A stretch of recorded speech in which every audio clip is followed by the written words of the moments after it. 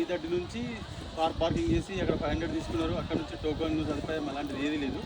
Direct కిందికి వచ్చాము. కిందికి వస్తే కింది నుంచి ఇక్కడికి వచ్చే వరకు 7 hours అయింది దర్శనము. కింద ఒక్క దగ్గర ఒకటే తొక్కిసలాట జరుగుతుంది.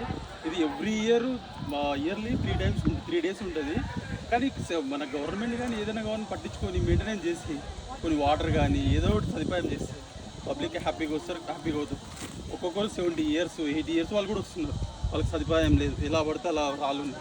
కొంచెం మెయింటెనెన్స్ చేస్తే నెక్స్ట్ ఇయర్ కానీ ఇంప్రూవ్ అవుతుంది. కింద అయితే నెట్లు ఉండేవి, ఒకరి మీద పడితే 100 మంది ఒకరి మీద ఒకరు పడి తొక్కిసలాట జరుగుతారు. పోలీసు వాళ్ళు చేస్తున్నారు పని, కానీ ఈ క్రౌడ్ని కంట్రోల్ చేయడం వాళ్ళ వల్ల అవ్వదు.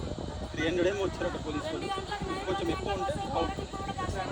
దర్శనం అయితే చాలా బాగుంది. దర్శనం చేసుకున్న తర్వాత ఇక్కడ నుంచి వచ్చింది పోయింది మొత్తం మర్చిపోతాం. దర్శనం మాత్రం చాలా బాగైంది. మరో అమర్నాథ్, తెలంగాణ మరో అమర్నాథ్. కానీ ఇది మెయింటెనెన్స్ చేస్తే మనము ఇండియాలోనే నెంబర్ 1 అవుతుంది. కాకపోతే సెంట్రల్ గవర్నమెంట్ పట్టించుకోదు కాబట్టి, ఫారెస్ట్లో ఫారెస్ట్ డిపార్ట్మెంట్ కాబట్టి మన స్టేట్ గవర్నమెంట్ పట్టించుకొని కొంచెం డెవలప్ చేస్తే చాలా బాగుంటుంది. వాకింగ్ అయితే చాలా హార్డ్ ఉంది. రావడం అయితే మనం యూత్ ఉంటే ఎట్లనే వచ్చేస్తాము. కొంచెం 60-70 years అక్కడ చూడండి ఎలా వస్తున్నారు, వాళ్ళ చూసి మనం నేర్చుకోవాలి. ఇంకా దర్శనం అయితే చాలా ఎక్సలెంట్ అయింది.